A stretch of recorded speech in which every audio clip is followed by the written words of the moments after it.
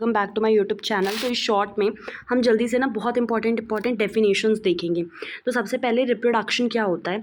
ये एक biological process होता है। इसमें बेसिकली होता क्या है कि ऑर्गेनिज्म जो होते हैं वो न्यू इंडिविजुअल को प्रोड्यूस करते हैं जो कि सेम स्पीशीज़ के होते हैं। ह्यूमन्स है तो ह्यूमन्स रिप्रोड्यूस करेंगे तो ह्यूमन्स ही होगा, ठीक है। तो ह्यूमन रिप्रोडक्शन आपका क्या है। ह्यूमन रिप्रोडक्शन एक ऐसा प्रोसेस होता है ह्यूमन में जिसकी वजह से न्यू बेबी की फॉर्मेशन होती है।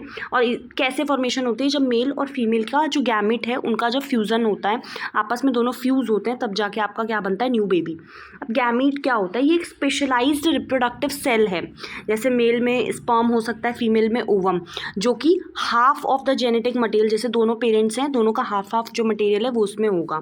अब जैसे स्पर्म है तो ये बेसिकली मेल रिप्रोडक्टिव सेल है जो कि आपके टेस्टिस में प्रोड्यूस होता है, जो कि फीमेल ओवम को फर्टिलाइज करता है।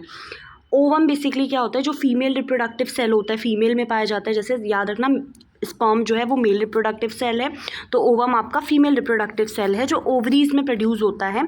और बेसिकली इसके साथ स्पर्म कंबाइन होता है, फ्यूज़न होता है, फिर आपका जो रिप्रोडक्शन का प्रोसेस आगे बढ़ता है। टेस्टिस जो है ये बेसिकली मेल रिप्रोडक्टिव ऑर्गन होता है जो स्पर्म प्रोड्यूस करने का काम करते हैं, और जो हार्मोन है टेस्टोस्टेरोन ये प्रोड्यूस करने का काम करते हैं।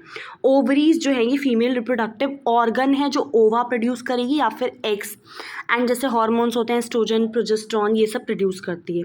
अब फर्टिलाइजेशन क्या होता है। फर्टिलाइजेशन का मतलब होता है कि फ्यूज़न होता है, स्पर्म का ओवम का फ्यूज़न होगा, उससे एक सिंगल सेल बनेगा जिसको हम जाइगोट बोलेंगे। अब जाइगोट क्या होता है, पहला सेल जो कि फर्टिलाइजेशन के बाद बनता है, फिर आगे चल के यही एम्ब्रियो बनता है।